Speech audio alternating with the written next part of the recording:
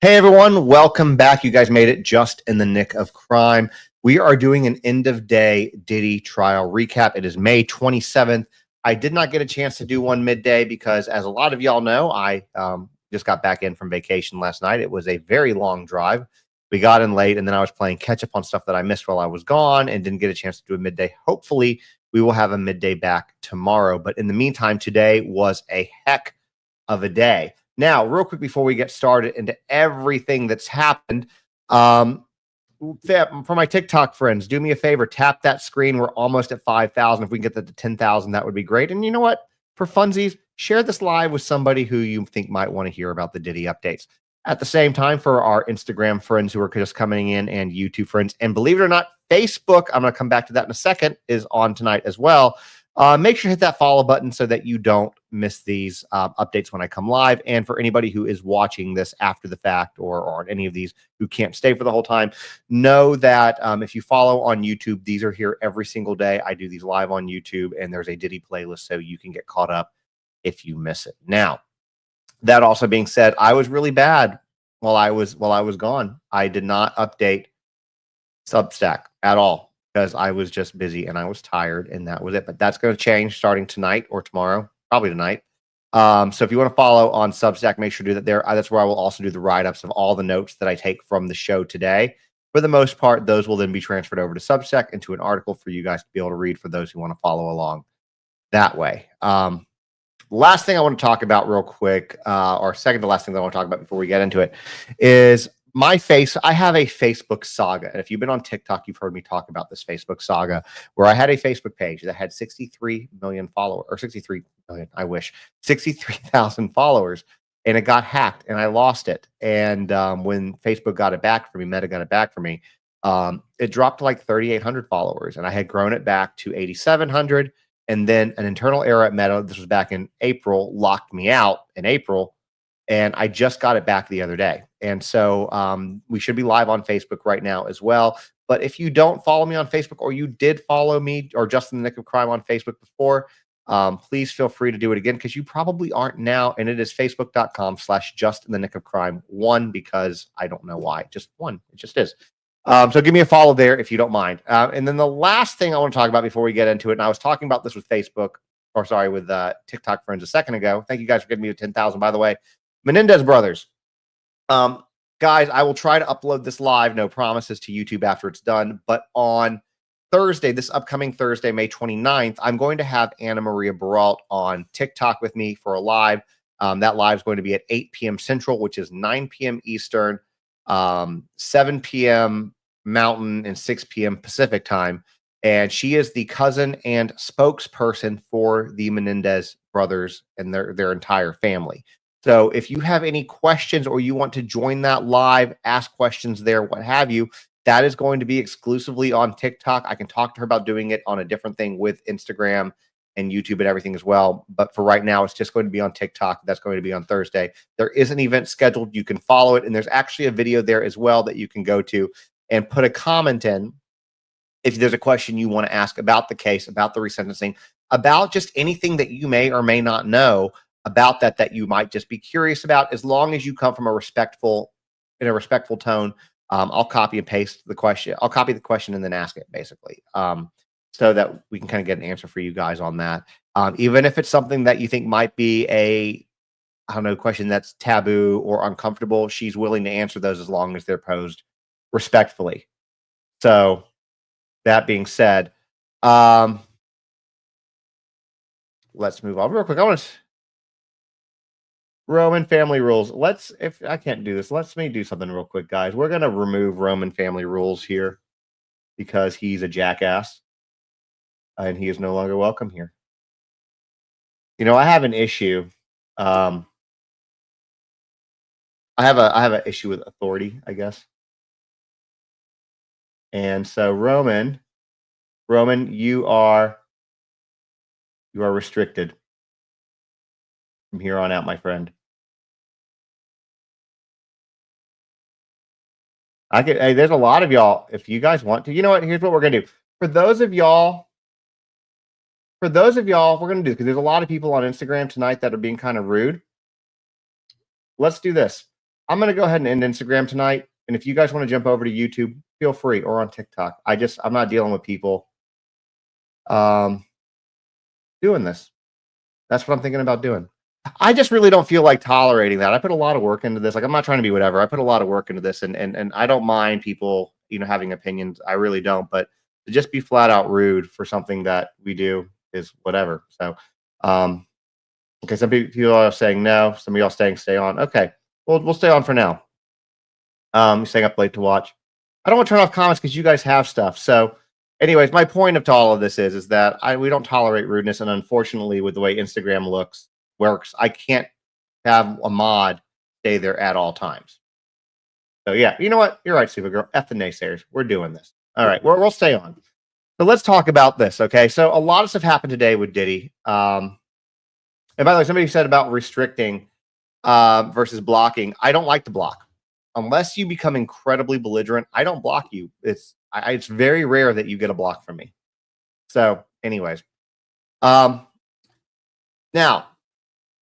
Cassie, let's start with Cassie, because earlier in today, and last I checked, which was a few minutes ago, Cassie had gone into labor earlier today. So she got off that trial, off that stand just in time, right? She got off that stand. She is in labor at a New York City hospital. A source told TMZ earlier that there could be complications, but I have not seen any updates since then. But we're watching that, and as soon as we have an update, I hope that it's not complicated. I hope that she has a successful, as easy as you can, labor, and she gives birth to a healthy child. So that's all we can kind of hope for, right? But just want to let you guys know about that. Now, there's a couple other things that I want to share with you that are Diddy related, and we'll call them trial adjacent. These aren't things that came up during the trial necessarily, but there are things that have come up about him and things that are going on that you guys might be interested in knowing. The first one being is the fact that apparently he is making millions from prison. Diddy is making millions from prison. While he's sitting in this federal courtroom fighting, for this, whatever, he is making money off of his $60 million private jet like nothing else is going on. Oh yeah, I need to change the pictures. Menendez brothers, we're doing a live with them. There we go. Sorry, I meant to change that. Sorry, that got me off.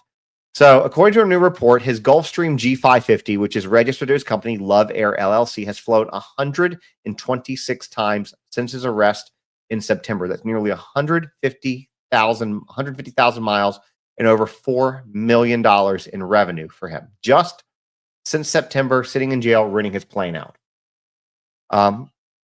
All from people who likely have no idea, though, that they're flying on a jet accused or owned by Diddy. They probably don't know. This thing rents out for tens of thousands per flight, and it's just been flying really nonstop while he's in court hearing testimonies about, firearms and beatings and freak-offs. He's literally still running a luxury business while sitting at the defense table in a RICO case. Like, he might be grounded, but his plane certainly isn't. Although this one, guys, I kind of take personally. Of all the disturbing things coming out of Diddy's trial, this one actually made some people gag. And I don't know how this one came up, but it did. So we know about the trafficking, we know about the violence, we know about the substances, but let's talk about cheeseburgers. Yes, I said that with applesauce, and not in the way that you think. Apparently, during testimony in court, one of Diddy's former associates casually dropped that he doesn't do ketchup or mustard on his burgers. He slathers them in applesauce. A burger, not like applesauce on the side, just like a burger slathered in applesauce as the condiment, right? The courtroom legit reacted. People physically cringed when this happened, apparently. And listen, guys, like I said, of all the shocking things that we've heard, somehow this one feels kind of personal, right? Like ruining the burger. I don't think any of us are ready for that one. The last thing, I think this is the last one I talk about. Oh, there's two other things I want to talk about before we get to the trial. The next one is I want to address some misinformation stuff. So, as we know, with a trial of this magnitude, deepfake misinformation explodes all over the place. And I'll be honest with you, even though Diddy's trial is so bizarre, You really don't need to have misinformation out there. People still do it and they run with it. And with a trial like this one in particular, it's not far-fetched to believe some of the misinformation out there simply for the fact at how absurd and how unbelievable some of the things that are coming out of this are. So this completely drags, though, uninvolved celebrities into this that have no connection whatsoever. And people are going to argue with this, but they don't. That's just the thing. But like Jennifer Lawrence or Oprah Winfrey, there's 2 AI generated videos right now that are making their rounds, and both are entirely fake. One falsely claims that Monique testified against Combs and implicated Oprah Winfrey and Tyler Perry in some kind of broader conspiracy. I can tell you for a fact that Monique has not testified, and to my knowledge, she's not on the witness list. Then another deepfake goes even further, claiming that Jennifer Lawrence herself took the stand to testify in the trial, which is also not true. In fact, let's be clear. None of this is true. There is no evidence, no courtroom, no legitimate report tying these stars to the witness stand or to this trial in any capacity. But let's talk about what is real and the celebrities that are named in court, okay? Because this case, of course, has featured a number of real celebrity names, but the way they're coming up is vastly different than what these fake videos suggest. For example, Kid Cudi and Michael B. Jordan were mentioned as objects of Diddy's jealousy, allegedly due to their connections with Cassie, who is Diddy's former ex-girlfriend and who has been the star witness of this trial.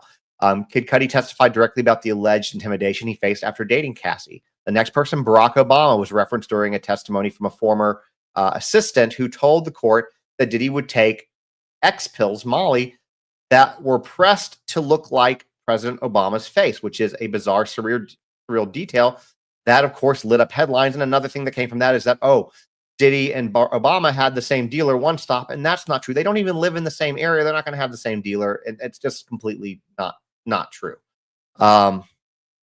Next up, Britney Spears was mentioned by Cassie as one of the celebrities who attended her 21st birthday, which she described while recounting a lifestyle, that she was under when she was under Diddy's control. Prince also came up. This is another one that had a lot of fake information around it. Prince also came up in a harrowing testimony from Cassie, who told the court she was physically assaulted by Diddy after a party at Prince's house where Diddy came in. And the rumor that's come up from that one was that Prince had some video out there, some audio out there that said, if anything happens to me, Diddy did it. That is fake also, just so you guys know. And why am I talking about this? Why does this matter? Well, this trial is already one of the most watched celebrity court cases in recent memory, and the stakes on it are absolutely enormous. There's a lot of very huge names that are associated with Diddy. And it's no surprise that opportunists are capitalizing on public interest using AI deepfakes to muddy waters, distract from the real fact, and exploit viewers who don't realize what they're watching isn't real.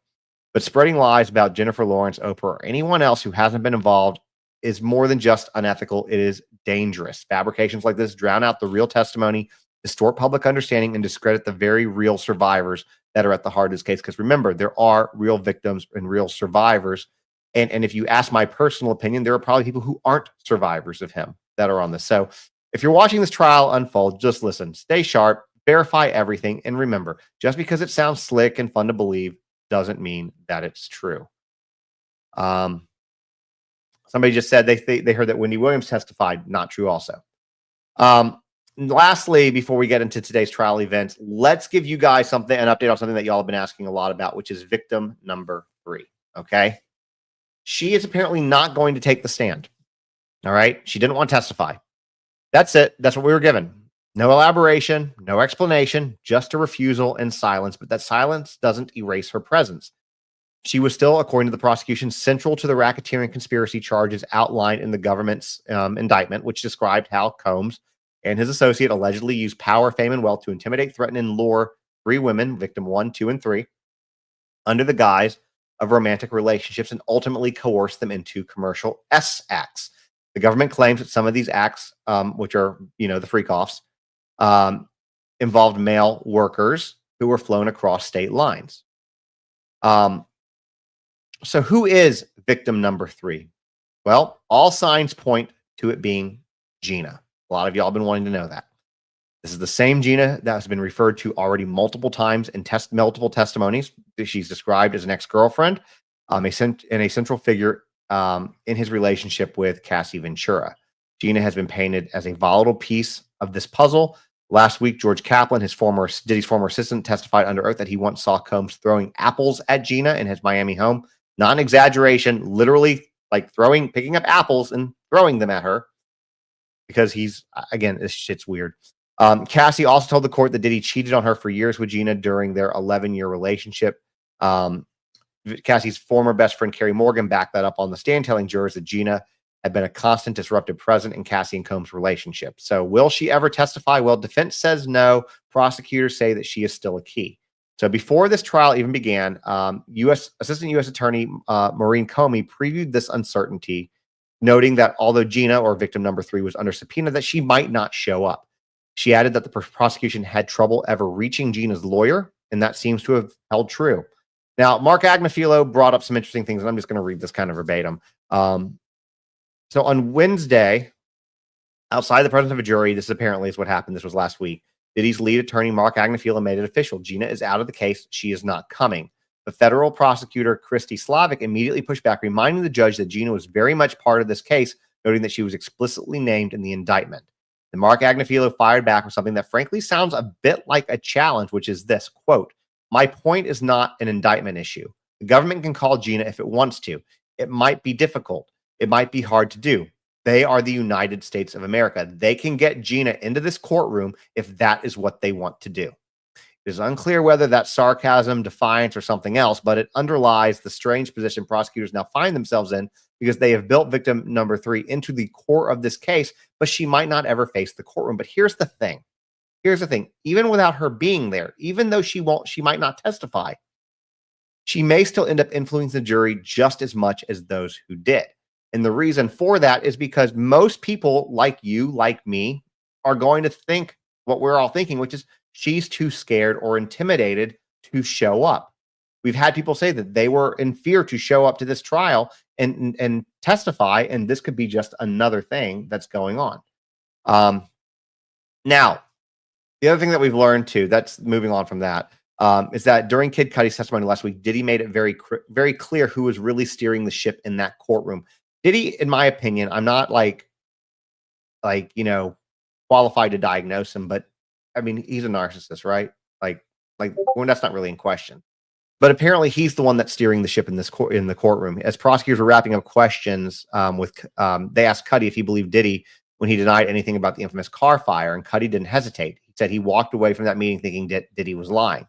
Now, here's where it gets a little interesting, because 2 of Diddy's attorneys looked at him, debating whether to push back and ask any follow-ups. Diddy shook his head and said, "Don't."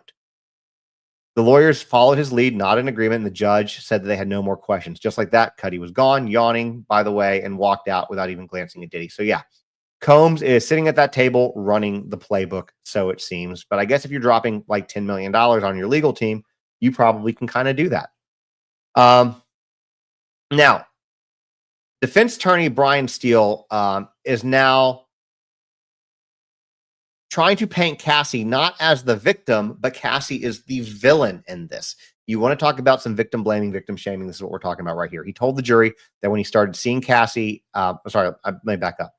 According to Steele, Cassie was living a double life, is what Brian Steele is saying, playing both Diddy and Kid Cudi at the same time, and Cudi kind of backed that up. He told the jury that when he started seeing Cassie in late 2011, she told him she and Diddy were done. I took her word for it, he said, but now we know from Cassie's own testimony that she was still hooking up with Combs in secret, using a burner phone to keep her relationship with Cudi hidden. So Brian Steele flat out asked Cudi, Miss Ventura was living 2 different lives. Is that true? And he said, yes. Diddy's lawyers are pushing hard to reframe Cassie's narrative, trying to show the jury that she was manipulating both men while keeping up appearances. And this is a pretty aggressive defense posture, probably the most aggressive that we've seen thus far. Now, let's get into the stuff that's happened today. This is all just like the pre-stuff that we got information of today. Now let's get into this, because the testimony that happened today is pretty darn huge. So Capricorn Clark, who, if you are on anything but TikTok, you can see her photo right here. Guys, if you're on TikTok, you can't see photos unless you're on probably YouTube. But Capricorn Clark she was one of Diddy's assistants, and she began her career in the music industry shortly after high school with an internship at Def Jam Records. Then tragedy struck her. Both of her parents died shortly after she graduated, which she said forced her to start her life a lot earlier. And this was a woman who was, for this next part that I'm about to say, if you've been following this, you know how significant what I'm about to say is, and this is going to come up. We're going to talk about this a little bit here. She joined Death Row Records after that under Suge Knight, who she described as the father of her best friend's children. She worked as Diddy, but she had previously worked for Suge Knight. If you have been following this, you know that's a big deal. You know that's a big deal. Because this connection to Combs' longtime rival would later trigger intense suspicion and threats from Combs. Right? In 2004, she began working as Diddy's personal assistant at Bad Boy Entertainment. She briefly left in 2006 following a violent incident. She returned in 2007 as director of marketing for Sean John Women's. By 2008, she had become the global brand director, a role she held until her firing in 2012.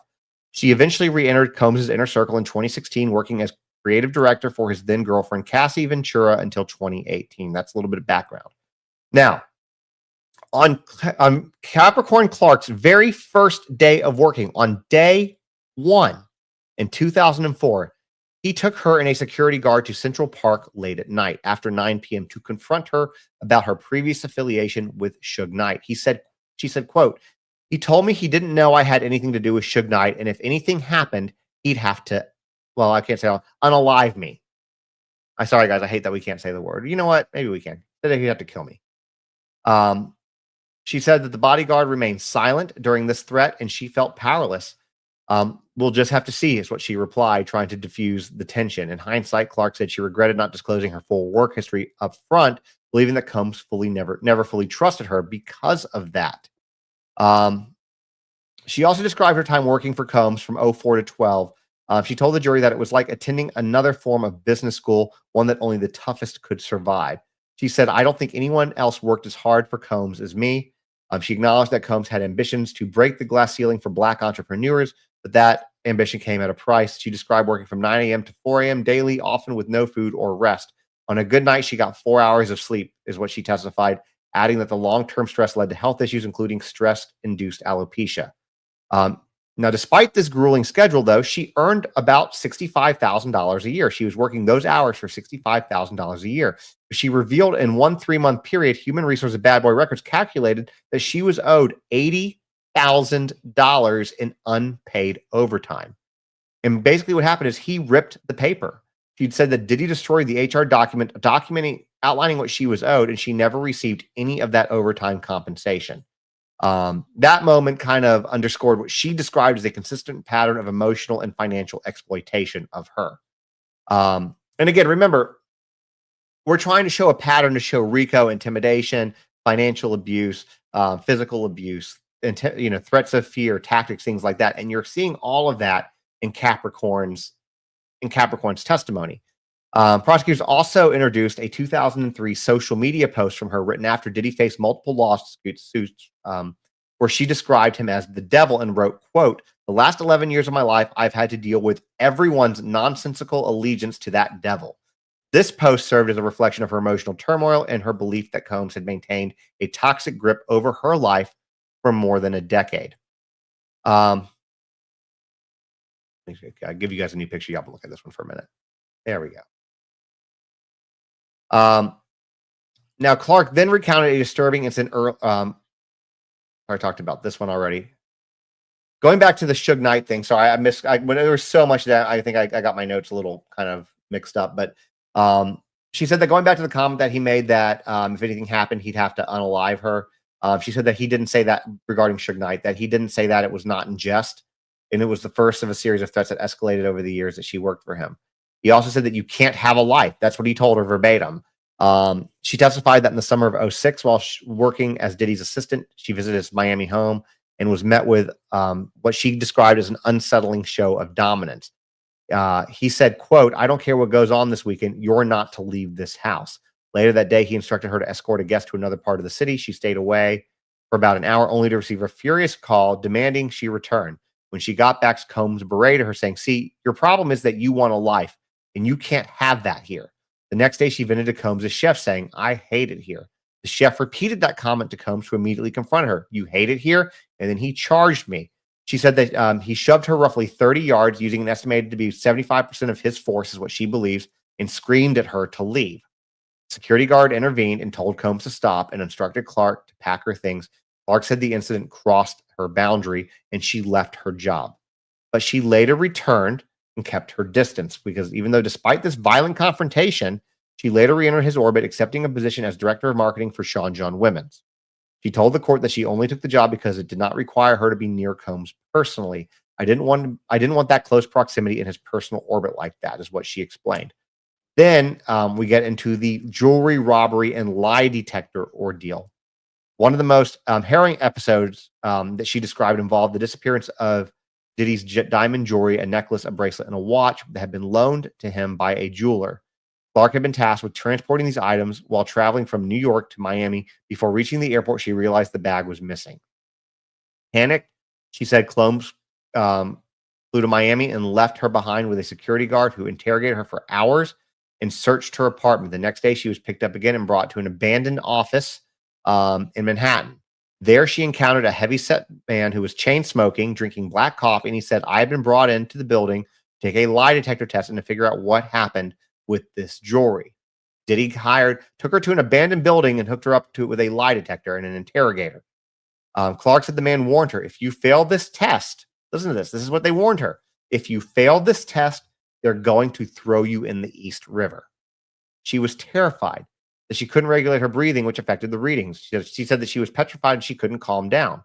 She underwent 5 consecutive days, y'all, of polygraph tests inside a locked office space. And despite her distress, she kept showing up feeling that she had no other options. She said she wanted to prove her innocence and didn't like the threats, that she just wanted to get through it. She testified that she did not report the incident to police because she was under a non-disclosure agreement. Then the defense had an objection to that part of her statement, and the judge sustained the objection and basically told the jury to disregard the reference to the NDA. Then at the end of the 5th day, a security guard told her she could return to work. Combs never brought up the incident again, and Clark said he didn't even ask where she had been. She goes, "I still don't know if the jewelry was ever found." Imagine these working environments. This is not like normal working. Anyways, now from there, let's get into Kid Cudi stuff, because if you remember right, Capricorn is the one who called Kid Cudi when Diddy was in his house, right? So she testified that she became alarmed after realizing Cassie Ventura had begun secretly seeing rapper Kid Cudi. The two were hanging out at Clark's apartment when she discovered the relationship. "I took her to Best Buy to buy a burner phone," is what Clark told the jury. "She was moving, and the way she was moving, she was going to get us all killed." Her dramatic remark prompted an immediate objection from Diddy's legal team, which the judge did sustain. Clark recounted a terrifying incident when Diddy discovered the relationship between Cassie and Kid Cudi. She said that Diddy showed up at her apartment enraged and armed. Diddy told her to get dressed. "We're going to kill this N-word." Clark testified through tears. She said Diddy had a firearm in his hand and was livid, and she hadn't informed him about Cassie's romantic involvement with Cuddy. Kid Cudi, basically. Because she had never seen anything like this before. He had never come to my house the entire time she had known him. She had never seen him with a weapon. Diddy ordered her into a black Escalade. I sat on his lap while he still had the firearm. Once they arrived at Kid Cudi's house in the Hollywood Hills, Diddy and some of his staff attempted to gain entry while Clark stayed in the car. Clark called Laura London from outside Kid Cudi's house for protection. Going back to her testimony about the 2011 Kid Cudi incident, she added that she called Laura London from outside right before she called Cassie. That she was like my sister at the time, and I wanted somebody to know where I was. He was in the house, and if he did get unalived, I needed somebody to know where I was in case all of this went really bad. Clark said the call lasted about 30 seconds, that she may have even had London and Ventura on a 3-way call, but couldn't remember for certain. Then she warned Cassie and Cuddy while Diddy was outside his house. From the vehicle, she immediately phoned Cassie and Kid Cudi to warn them using the burner phone she had earlier helped Cassie purchase at Best Buy, knowing Combs monitored their official lines. She testified that she told Cassie, "Combs came to my house with a firearm. He's at Kid Cudi's house. He's going to unalive him." She said that she could hear somebody yelling, "He's in my house," in the background, and Ventura confirmed that she was with Kid Cudi. Clark said she renamed Cassie's contact on her phone to Stormy to avoid detection. Think about this. You're working for somebody who hooks you up to lie detectors, puts you in an abandoned warehouse for 5 days, is monitoring your phone calls, everything you do, and takes you on an armed B&E with the alleged, to unalive somebody. This is where this RICO stuff is really starting to shape up, is this kind of stuff right here. Insane. So the call was cut off, though, with Cassie. The call was cut off when they heard Cuddy's car approaching. According to Clark, Combs, the security guard jumped into a car and chased Kid Cudi. Then Cross started, and Mark Agnifilo pressed Clark on whether she explicitly told Ventura and Cuddy about Combs' weapon, and she stood firm. She said, Puff came to my house with a firearm. We came to Cuddy's house to unalive him. She said the phone was on speaker, and she could heard Cuddy yell, "They're in my house," quite with a question mark. Later that same day, Clark and Diddy physically assaulted Cassie. Clark said Diddy physically assaulted Cassie at his LA mansion, wearing nothing but a robe and underwear. Diddy viciously kicked Cassie in the leg and thigh, said she didn't do anything. She was just crying silently. My heart was breaking seeing her get beat like that. At one point, dabbing her eyes with a tissue. That was what she was doing. So basically, during this entire testimony, Capricorn Clark's voice was shaky. She was tearing up. It was very hard for her to speak about. So it seems, at least that's being reported. Clark also said that Diddy threatened her when she considered stepping in. He told me he'd F me up if I intervened. If you tell on him, he'll hurt us all. After the pursuit, that's basically what she said. After the pursuit, Clark went to Cassie's location and warned her, if you tell on him, he's going to hurt us all. Ventura asked her, do you really think he will? And then she said they went together to his LA rental home. When they arrived, he was wearing the robe and underwear, and that's when he began immediately kicking him. Security guard stood by as he continued to do this. She never tried to stop in. Eventually, the security guard told Capricorn Clark to leave. As she exited, Cassie was still on the ground being kicked. And Capricorn said that she called Cassie's mother, Regina, from the car. Please help her. I can't call the police, but you can. According to Clark, Regina responded that she would handle it and hung up. Clark then testified that shortly after that beating, Combs, Capricorn Clark, and a security guard went to a nightclub there. Diddy instructed Capricorn to call Cassie and say, quote, he has me and he's not going to let me go until I come get her. On the phone, Ventura told Clark to come get her, but once the call ended, Clark said Combs told her, if you guys don't convince Kid Cudi not to go to the police, I'll unalive all of you. All of you.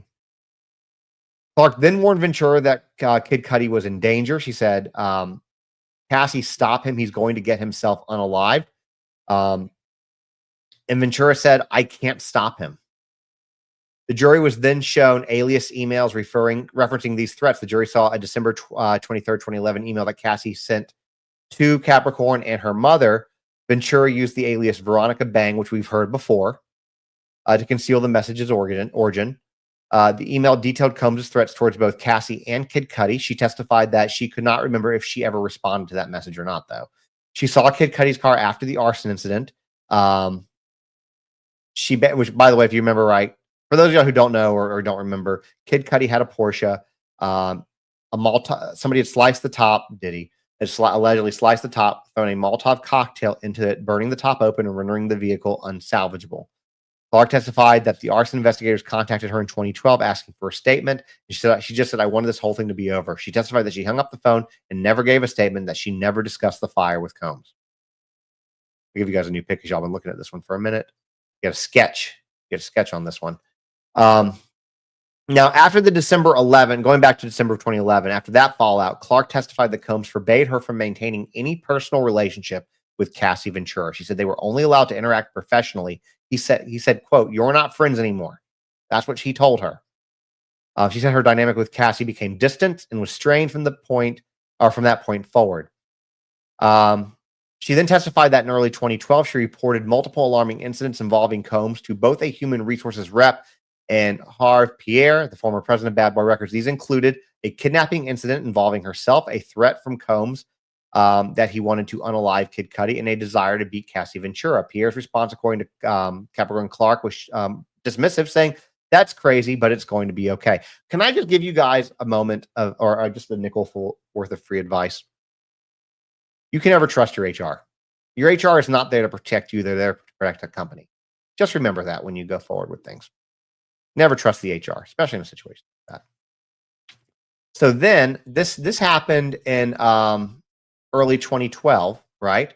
And then by August 2012, she was on vacation and she was terminated right after she got off vacation, despite being off the clock. Or she had just gone on vacation, sorry. And she was had off the clock. She wasn't working. She was still receiving work assignments and messages from Diddy and his team. And then she confided in someone in HR that she believed Combs was angry because she didn't tell him his girlfriend was cheating on him. And she said that she was terminated shortly after, accused of improperly taking time off. And then after her termination, she said that Diddy continued to threaten and intimidate her. She wasn't working for him anymore, but he continued to come after her, saying that she would never work again, that he would show me that all these people weren't my friends, that he would make her unalive herself. Okay. He fires her, says that you will never work again, that he would show her that all these people weren't her friends and get her to a point that would make her unalive herself. She also revealed that she received a settlement through Combs' attorney in the fall of 2012 related to wrongful termination. She did not disclose that settlement, though, during her testimony. She then testified that her relationship with Cassie became increasingly strained after she transitioned from label artist to Sean's girlfriend. She described how Ventura began to expect more from her, believing Clark was now being paid to serve Cassie directly rather than simply assist Cassie. Quote, she got a little bit more bravado being his girlfriend, which is what they told jurors, adding that Ventura went from being the sweet model to a feisty and more demanding presence. The shift in dynamic left Clark feeling marginalized, confused about her role. And to underscore how close she once was to both of them, the courtroom was shown a photo of the three together. Cassie, Diddy's mother, Janice Combs, and Clark, taken on August 11th, 2008, and signed the Sean John showroom in NYC. She then returned to work for Cassie in 2016, again reporting to Combs. So even though I don't know why she kept going back. Despite this traumatic fallout, she testified that she returned to work under him in 2016, this time serving as Cassie's creative director. She hadn't been able to find steady employment since her firing, and she wanted to get her life back. Although she was working for Cassie, Capricorn reported that she still reported directly to Combs, who approved all of Ventura's creative projects. She even said she observed an increase in Cassie's substance use during this time. She left the role in 2018, or Capricorn left the role in 2018, making that the final time that she ever worked for Ventura. Now, during final questioning, Clark repeated that Combs had complete control over her career while she worked as her creative director from 2016 to 2018. He would approve her looks, every song, every appearance. If they were fighting, he would withdraw his support. She also confirmed that Cassie had not been forced to dye her hair neon yellow for the 2016 MTV VMAs. The idea originated from Capricorn, who pitched it to Ventura first, and Ventura then approved it before they brought it to Combs. When asked about Ventura's status as bad boy, Clark testified that although new artists like Machine Gun Kelly and French Montana were receiving heavy attention by 2012, Cassie was getting similar levels of support, especially earlier in her career. But remember, even though she did that, she still only had one album ever come out, and that was very early on. The lion's share of Bad Boy was on Cassie in that first block of time, and that was during the 2007 to 2010 period. However, Clark added that by 2016, Cassie's substance use was interfering with professional opportunities. In contrast to Cassie's claims that Sean Combs' demands derailed her music career, Capricorn painted a different picture on the stand, and according to her, Combs was highly invested in promoting Cassie's career, especially in the earlier years of the relationship. Clark testified that by 2012, Cassie was receiving promotional support that was on par with the other Bad Boy artists, and she said that from the beginning, Cassie actually received more attention and resources than her label mates. And she said, from my point of view, the lion's share, we talked about that, was on Cassie in that first block. Her characterization suggested that Diddy gave Cassie preferential treatment in the terms of label support, which contradicts, seemingly at least, what Cassie said about his controlling behavior stifling her artistic potential. Now, playing devil's advocate on that, obviously there's two sides to every story. Truth lies somewhere in the middle, but what Capricorn was seeing might have been a very different thing than what Cassie was seeing, being the girlfriend, and what she was, as we learned, she didn't share a lot of what was going on with other people. Now, After Cassie's lawsuit came out, Capricorn testified that she regained legal counsel in 2023 following that explosive lawsuit. She filed this lawsuit that she filed detailed years of alleged abuse, manipulation, and violence, and had a profound effect on Capricorn Clark. She said, "It traumatized me, and despite her distress, Clark testified that in April of 24, she met with Combs' attorney, and during the meeting, they discussed the possibility of her working again for one of Combs' companies. Clark said she was open to the idea at the time because she simply wanted to return to a sense of normalcy. She just wanted her life back. However, Clark told the jury that she never heard from Combs' attorneys again after that meeting. The apparent outreach and subsequent silence added yet another complex layer to her already tangled professional and emotional history with Sean Diddy Combs. Clark also clarified that she has not spoken to Cassie Ventura since 2018, which further distances herself from any suggestion of recent coordination with Cassie and current accusers, which I think that's interesting because she paints a picture of in her testimony similar to what Cassie did, and they haven't even been speaking. Then Mark Agnifilo, the defense attorney, confirmed that he, Tinny Garagos, and another attorney, Jonathan Davis, met with Clark on April 10th, 2024, to discuss the possibility of her rejoining his team. She was accompanied by Brian Friedman, who is a high-profile entertainment lawyer. And at that meeting, Agnifilo said Clark told the legal team Combs wouldn't be in this mess if he had kept her around. Clark acknowledged that she probably said something like that, explaining that she wanted her life back. Cassie Ventura wasn't good for Combs. She testified that she didn't recall being told it would be impossible to hire her due to the ongoing criminal investigation. Then we find out that Capricorn Clark had a crush on Diddy. During a cross-examination, defense introduced a 2021 text message from Capricorn Clark attempting to challenge her credibility and paint a more complex picture of their past relationship. The text message, which was sent years after the alleged abuse and the alleged kidnapping, read, "Do you ever know that I had the biggest crush on you before I started to work for you? We hung out all the time. I played it super cool. I don't think you knew. I just knew for sure that you liked to have me around." She continued, "Sometimes I wonder if we misused all that dope chemistry. It was super fun back then. We called you Chalk, short for chocolate. Great memories." Clark acknowledged sending these messages, but testified that she didn't clearly remember doing so and had no recollection of his response, if there was any response. The defense used those text messages to suggest that her past feelings could complicate her current testimony, saying, "Hey, she's scorned. She's got a crush. He didn't reciprocate. This is what this is about." The defense, that's what their attempt was. However, prosecutors argued that expressions of affection or nostalgia don't negate the possibility of manipulation, coercion, or trauma bonding in high controlled environments. She also then apparently broke down while reading. She was very emotional today throughout the entire day.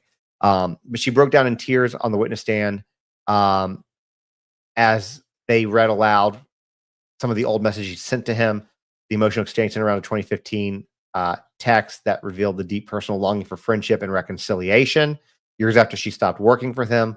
One of the texts was from November 4th, 2015, and said, "My hope for this year is that you make good on things and actually be my friend. I just minded my own business, and grown-up people did what they wanted. Cassie was clearly never my real friend." Clark became visibly emotional, and the judge paused proceedings, asked if she needed a moment. She composed herself and gave the jury insight to her emotional and personal circumstances at the time she wrote those messages. She said, "Yes, absolutely. This was my whole life and their shenanigans. I have no parents. My son has autism. He's nonverbal. My stakes are higher, sir. I needed his help so I could take care of my son." Capricorn then broke into more tears on the witness stand as she was shown emails that she sent to Diddy in 2014 and 15, pleading with him for those reconciliations. More so, she said, "That email is me pleading like, dude, let it go." She testified that while she was officially fired for taking a vacation, she believes the real reason was that Combs was angry for following Cassie's secret relationship and her knowing about that relationship. She told the jury, this was all in cross, by the way, that she felt like a protector from Combs. "He didn't have anybody looking out for him once I was gone," what she said. She added that it deeply hurt her to believe Ventura might have wanted her fired and that Combs only rehired her in 2016 because Ventura wanted to work with her again. Under redirect, she revealed that after her firing, she also struggled to find work in the entertainment industry. She said that she was required to sign a non-disparagement agreement as part of a 2012 settlement, and that Combs was supposed to sign a letter of recommendation, but he never did. "At this level of business, he holds all the powers as it related to me." She said that she searched for employment until 2015, but couldn't secure steady work. Instead, she turned to consulting. She also mentioned a meeting at Interscope with Interscope executives that she believed was about a job. Instead, they told her to leave Combs alone or it wouldn't end well for her. And execs at Interscope said this to her, that to leave him alone or it wouldn't end well for her. That statement was later struck from the record after a sustained defense objection. Now, we got another picture for you guys. That picture, that's Jimmy Iavine. So she testified that after she was fired in 2012, she reached out to music industry contacts in an attempt to secure work. One of the people she called was Jimmy Iavine, who is the co-founder of Interscope. Said she made a couple of calls. Jimmy called me, chairman of Interscope. He told me to come by. When she arrived, she said the meeting wasn't about new opportunities. Instead, it was, she said, quote, this is what we're just talking about. It wasn't about job opportunities. They were there to tell me to leave Puff alone, and it wasn't going to end well for me. Which, by the way, that testimony was suggested that powerful industry figures were more concerned with protecting Diddy than helping any former employee being shut out of the industry, who was being shut out of the industry. Then let's go back and talk a little bit more in detail about the incident where he shoved her about that 20 and 30 yards. And she said that she hated working for him, and then he confronted her. Okay. So that was one of the most explosive moments, talking about the fact that he charged her and allegedly charged her and physically shoved her those 25 to 30 yards after she expressed dissatisfaction with her job. This took place in Miami. And remember, she made a candid remark in front of Diddy's personal chef saying that she hates it here. He went and told on her, confronted her about it, shoved her 75 to 90 feet. He said, if you hate it here, get the F out of my house. Did the Combs security guard stepped in after that incident, instructed her to pack her belongings. She had to cross her boundaries. We talked about that. And she said that was one of several incidences showing his aggressive, domineering, and emotionally volatile state, especially when his control was challenged. Then she testified. We're almost done with Capricorn. Was on all day, guys. I think she's done, and we're starting with new witnesses tomorrow. But she was all day, and I think that she did more today than Cassie did in like 2 days. She was just absolutely on it today, guys. But she testified that in late 2011, he became increasingly volatile towards her, especially after discovering she had briefly involved Kid Cudi. After she discovering Cassie had been involved briefly with Kid Cudi. Basically, he was mad about it, blamed her for not telling about the relationship. He said this is what he said, quote, I'm going to try, I don't know how to say this social media appropriate. So let me see how I can do this here. This is a pretty horrific threat. I should unalive you, B word, another word for female dog, and I should cut her face. Clark recalled him saying that he should, I'm not going to repeat it. You guys heard it. She told the jury that he threatened her approximately 50 times between December 11 and the summer of 2012. During her testimony, Capricorn described a moment where Diddy reportedly invoked firearm violence, discussing his issues with 50 Cent. For those of y'all who don't know, if you don't follow 50 Cent on Insta, he's a great follow. He lives to troll Diddy, and it's pretty great. And this incident occurred after a press event at MTV. So Clark testified that she, Combs, and his then manager entered an elevator. He appeared visibly irritated and began discussing ongoing tensions with 50 Cent, whose real name, by the way, is Curtis Jackson. Speaking with another executive, Diddy allegedly expressed disdain for the verbal conflict and made a direct disturbing statement saying, I don't like the back and forth. I don't like that. I like guns. Clark told the jury that Combs' demeanor was very serious when he said it. The moment she explained reflected his volatile temper and his tendency to favor intimidation over dialogue. It also echoed earlier testimony about his preference for violence when he was challenged. Again, this all goes towards that RICO thing, right? The RICO thing, the RICO charge. Although Diddy has publicly denied an ongoing feud with 50 Cent, Jackson has taken frequent shots at him online and in interviews. His testimony added federal courtroom weight to what has been a long tabloid speculation, and 50's been loving this trial and has been loving it since the arrest. But this all helps prosecutors build their portrait of him as being threatening and dangerous behind closed doors. Capricorn Clark also told the jury that Diddy would, when we heard this from other assistants as well, routinely booked hotel rooms under aliases, most commonly Frank Black or Frank White. He explained the latter was a reference to the late notorious B.I.G., who is, as I'm sure most of y'all know, it says here on the notes, one of Bad Boy's most iconic artists. I would say Bad Boy Records' most iconic artist. And Biggie, Christopher Wallace, used the name Frank White as a persona. She said that she would unpack all of his clothes and shoes and personal belongings and put them in their place. She said that in addition to his clothing, she always traveled with a toiletry bag that included substances, a camera box that contained 4 cameras, along with a small bottle of baby oil and a small bottle of lubricant. She said she would often bring candles to help set up lighting in the rooms. After each stay, Clark testified she would do a sweep of the room to ensure nothing was left behind, and she would often discover messes or evidence of damage, sometimes saw damage to the rooms, including handprints left in oil. Which, by the way, also, if you remember last week's testimony with the hotelier, that's another thing that was testified about, was that he had all of these notes at the Intercontinental Hotel, if you remember right, which she talks about here in a second as well. She said that one of the she talked about cleaning up after one of his multi-day hotel stays. She said she helped unpack his bags at luxury hotels, most notably the Intercontinental Hotel in Las Vegas, that's the one where he was caught on surveillance beating Cassie. That she regularly helped him unload all the contents, which we talked about what those were.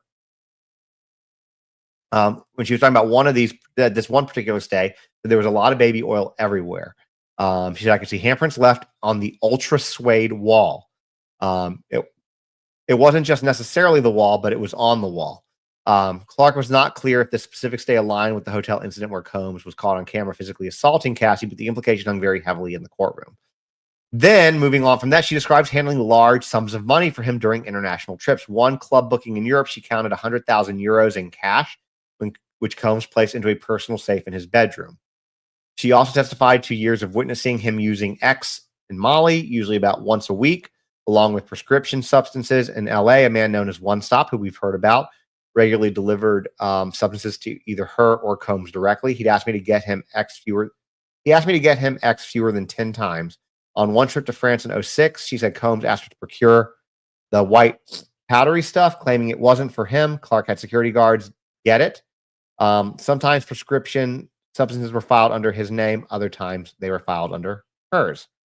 Laura London was also mentioned in testimony. We talked about that earlier as well. She talked about an incident, or she recounted an incident that took place where Diddy appeared to show dominance and control in front of both women.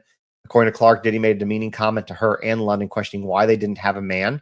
He then used Cassie as an example in what sounded like a degrading and objectifying display. He says, let me show you something, calling Cassie over in front of both of them. He then instructed Cassie in a series of commands. Sit down, stand up, turn around, turn the other way, walk over there, grab that, hand me that, walk back, turn around, go back into the other room.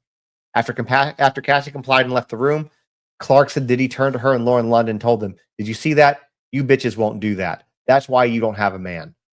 And Clark testified that she and London fired back at him. He said, you're MFing right, which is good for them, right? The exchange, both disturbing and revealing, showed jurors a glimpse into the kind of psychological control and misogyny Capricorn Clark claims was commonplace in Diddy's world, and showed how he used Cassie as a prop to assert dominance over other women. She also testified that she met Combs around 2002, shortly after moving to New York. Despite her later 2021 message about her crush, she maintained that their relationship was 1,000% platonic. Then Chris Lightly's name surfaces. The firearm-related quote from Combs was allegedly directed at Chris Lightly, who was a respected music manager and one of the industry's most powerful behind-the-scenes figures. Lighty tragically died by self-unaliving, reportedly from a self-inflicted firearm wound. And his name resurfacing in such a violent context drew further attention from those who had been following the case. Rihanna was then mentioned again. She came up for a second time during the trial, where defense attorney Mark Agnafilo asked Clark what she was doing in August of 2012. She said, I was on vacation with Rihanna. No further questions were asked about the trip at the moment. Again, brought Rihanna's name back in, who was also mentioned last week by Mila Morales, who was the celebrity makeup artist who testified that her clients included Rihanna, Jennifer Lopez, and Cassie Ventura. Apparently, while this was going on, Clark was sharing these emotional and sometimes disturbing details of her time working with Diddy. Diddy himself remained stone-faced at the defense table. He was today wearing a navy blue sweater, his hands folded on his lap. He reportedly showed very little visible reaction throughout her entire testimony. Then the trial wraps after he finishes his testimony, after she finishes for the day. It was concluded the former assistant spent the entire day on the witness stand, recounting years of behind-the-scenes abuse, toxic working conditions, physical altercations, and disturbing hotel incidents involving baby oil, substances, and violence. And as court adjourned, the judge informed the room that trial would resume tomorrow. This was like at 3 o'clock, so it ended pretty early, 3:30ish, 4 o'clock, something like that, early. But tomorrow, the first witness that they were going to expect is an LAPD officer. And another pivotal moment that could come as early as tomorrow with Mia, who is an alleged victim of Combs testifying anonymously, possibly taking the stand. Mia's identity has been protected due to the nature of her allegations and the risk of public exposure. With the completion of Capricorn's testimony, the prosecution now has entered a new phase in their case, moving from insider accounts to testimony from both law enforcement and alleged victims who they claim were trafficked, abused, or threatened over Combs over his course of decades-long reign in the music industry. So that is where it ends, guys. It was a very, very, very long day. You know, this stream has been about an hour, and we've been talking about him almost exclusively. As somebody said, Christy was like, "Yeah, she's been the best witness so far." This, guys, this thing's insane. I don't know if y'all saw this on Instagram. Like, I don't try to make light of this. There's nothing funny about. I'm gonna get this pulled up. I want to tell y'all about this. If y'all didn't see it, there is absolutely nothing funny about what's going on. I don't think it's funny. I think it's absolutely shocking. I think it's absolutely disturbing. And my heart goes out to anyone and everyone who has been a victim or the focus of Sean Diddy Combs, because it's obviously not a good thing. But while on vacation, I'm talking to my wife about some of the things that are going on, the things that are coming up. And I don't know if you guys ever watched SNL. You know, SNL goes through periods of time where it's good and it's bad. But there was Bill Hader did a skit, like a Stefan skit. And I'm like, we're talking about like, this sounds like a Stefan skit. Like, it's not funny. It's just so bizarre. It sounds like a Stefan skit. Right. And I created one on Instagram. And again, I'm not being funny about it. I'm not being insensitive.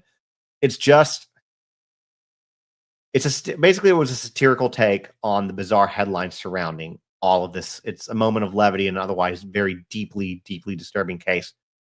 But it's you guys should check it out. It's on Instagram. It's got a thing of Stefan on it. But you know, screw it. I'll read it to you. I can't do it like he does. I'm not going to do the movements.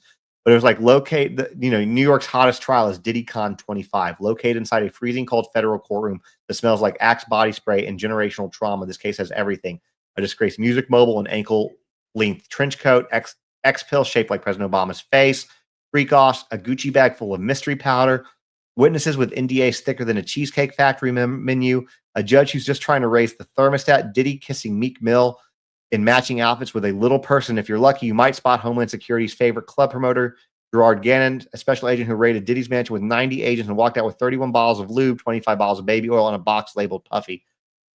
It's insane. It's insane. And now we have cheeseburgers coated in applesauce. It's like I said, it's a moment of levity and just something it's so shocking and bizarre, right? But I don't know, guys. It's a lot. Anyways, my hope for tomorrow is that we'll do a midday update and an end of day update, so you guys don't have to sit and listen for an hour.